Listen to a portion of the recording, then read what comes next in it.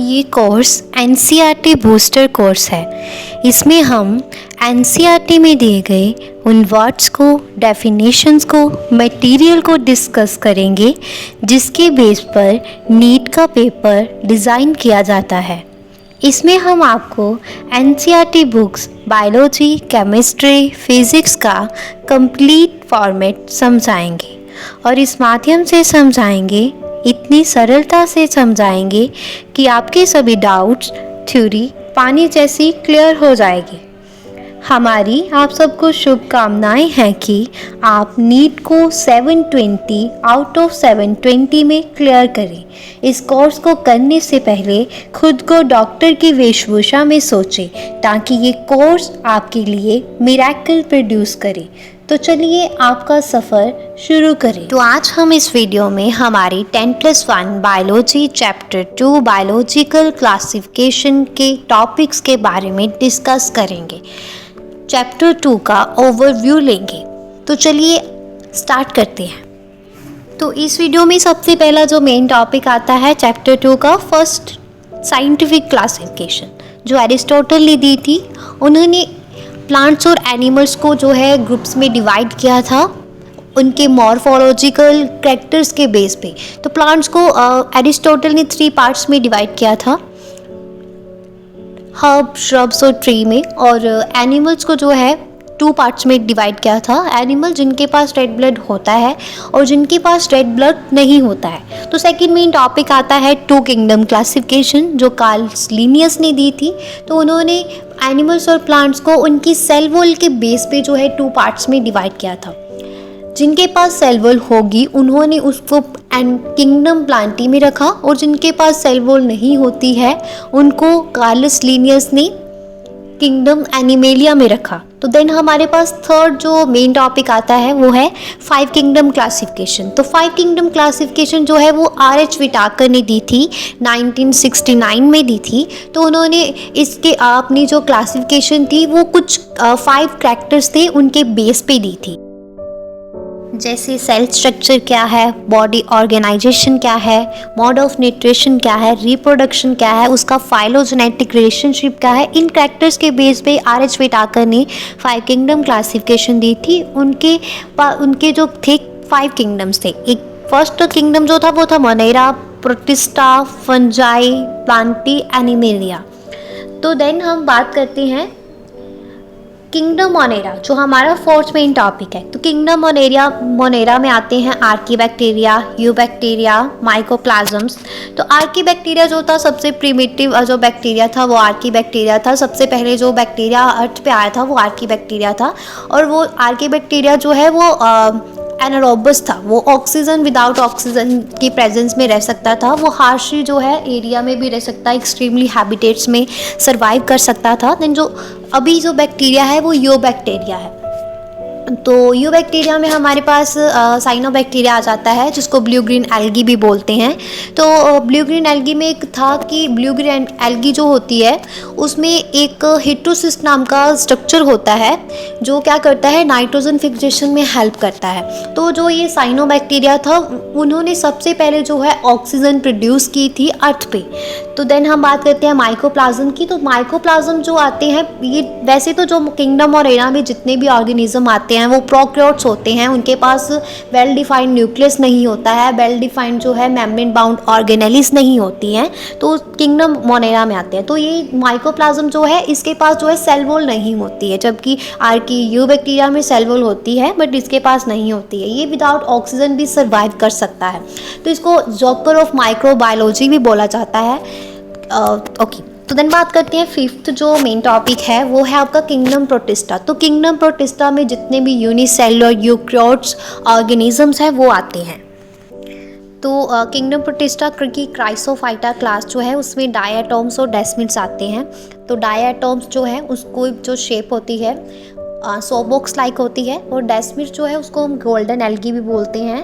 ये दोनों जो है एक्वेटिक हैबिट में रहते हैं, मेराइन वाटर में रह सकते हैं, फ्रेश वाटर में भी रह सकते हैं। माइक्रोस्कोपिक स्ट्रक्चर होता है, प्लैंकटन भी बोला जाता है इनको।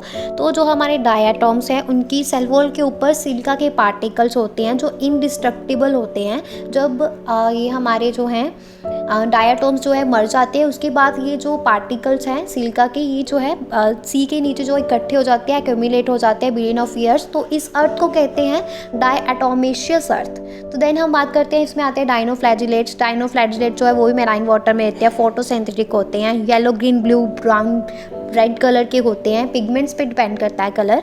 तो ये जो है पानी के सरफेस के ऊपर होते हैं। तो इनके पास 2 फ्लैजिला होते हैं, लॉन्गिट्यूडनल और ट्रांसवर्सली फ्लैजिला होते हैं। इनकी बॉडी जो है प्लेट्स में डिवाइड होती है। तो इसमें हमारे पास गोनियोलक्स नाम का एक डाइनोफ्लैजिलेट है जो क्या करता है, रेटाइट करता है, रैपिड मल्टीप्लिकेशन करता है। तो ये क्या करता है, जो गोनियोलक्स हैं वो टॉक्सिन्स रिलीज करते हैं जो मेराइन एनिमल्स जो है उनको इफेक्ट करते हैं। देन हमारे पास इसमें आता है यूग्लिनॉइड्स, जिसमें यूग्लिना आता है।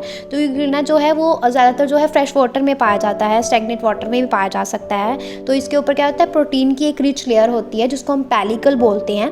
तो सेल वॉल की जगह क्या होती है, इसके ऊपर प्रोटीन की रिच लेयर होती है जो पेलिकल की जिसको पेलिकल बोलते हैं। ये बॉडी की सरफेस को क्या बना देती है, यूग्लिना की फ्लेक्सिबल बना देती है। तो यूग्लिना जो है उसके पास जो है 2 फ्लैजिला होते हैं, एक शॉर्ट होता है, एक लॉन्ग होता है।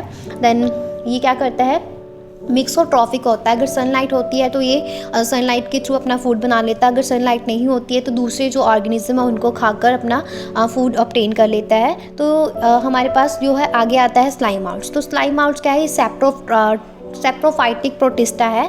तो ये क्या करते हैं, डेड ऑर्गेनिक मटेरियल से फूड ऑब्टेन करते हैं। तो देन बात करते हैं इनके ऊपर क्या होती है, ट्रू वॉल्स होती है। ये प्लाज्मोडियम जो इनका होता है, फ्रूटिंग बॉडी होती है क्योंकि ये फंजाई है। स्लाइम आउट जो है फॉल्स फंजाई जो है कहते हैं इसको। देन बात करते हैं प्रोटोजोआस आते हैं लास्ट में हमारे पास इसमें। तो प्रोटोजोआ जो है वो हेट्रोट्रॉप्स होते हैं, वो लिव कर सकते हैं, पैरासाइट्स होते हैं। और प्रोटो जो है उसमें अमीबॉइड प्रोटोजोआ आता है, जैसे अमीबा जो है वो भी एक प्रोटोजोआ है। देन फ्लैजिलेटेड प्रोटोजोआस आ सकते हैं, जैसे ट्रिप्नोसोमा जो है एक फ्लैजिलेटेड हमारे पास प्रोटोजोआ है जो क्या करता है, स्लीपिंग सिकनेस करता है। देन सीलिएटेड प्रोटोजोआ आ सकते हैं, जैसे पैरामीशियम है वो सीलिएटेड प्रोटोजोआ है, उसकी बॉडी के सरफेस पे सीलियास नाम के स्ट्रक्चर्स होते हैं। देन स्पोरोजोआंस आ सकते हैं, जैसे प्लाज्मोडियम मलेरिया जो है, जिससे प्लाज्मोडियम जो मलेरिया कॉज करता है, मलेरिया का पैरासाइट है। तो ये क्या है, स्पोरोजोआस आते हैं। तो देन हम बात करते हैं, हमारा नेक्स्ट टॉपिक जो है वो होगा फंजाई। तो फंजाई जो क्या होती है, सेप्रोफाइट होती है, पैरासाइट होती है, डेड ऑर्गेनिक मटेरियल से फूड ऑब्टेन करती है, ये किसी पर्सन के ऊपर रह सकती है। सिम्बाइंट्स होते हैं, या दूसरे ऑर्गेनिज्म के साथ जो रिलेशन बनाकर बेनिफिशियल रिलेशन बनाते हैं, जैसे एल्गी, जैसे वो फंजाई जो है एल्गी और फंजाई के साथ रिलेशन बनाकर लाइकन बना देती है, और फंजाई जो है हायर रूट्स के प्लांट के साथ रिलेशन बनाती है, एसोसिएशन बनाती है, तो उसे माइक्रोहाइजा बोलते हैं। देन फंजाई जो है उसके आगे कुछ क्लासिफिकेशंस हैं, फाइकोमाइसिट्स, एस्कोमाइसिट्स, बैक्टीरियोमाइसिट, ड्यूटेरोमाइसिट। तो फाइकोमाइसिट्स नाम की जो फंजाई है वो एक्वेटिक हैबिटेट में रहती है। सेप्रोफाइट होती है सभी फंजाई जो है, इनकी जो माइसीलियम होता है वो एसेप्टेट सिनोसिटिक होता है। ये जो एक्सेक्सुअल रिप्रोडक्शन करती है यूस्पोर के थ्रू करती है, एप्लेनोस्पोर्स के थ्रू करती है।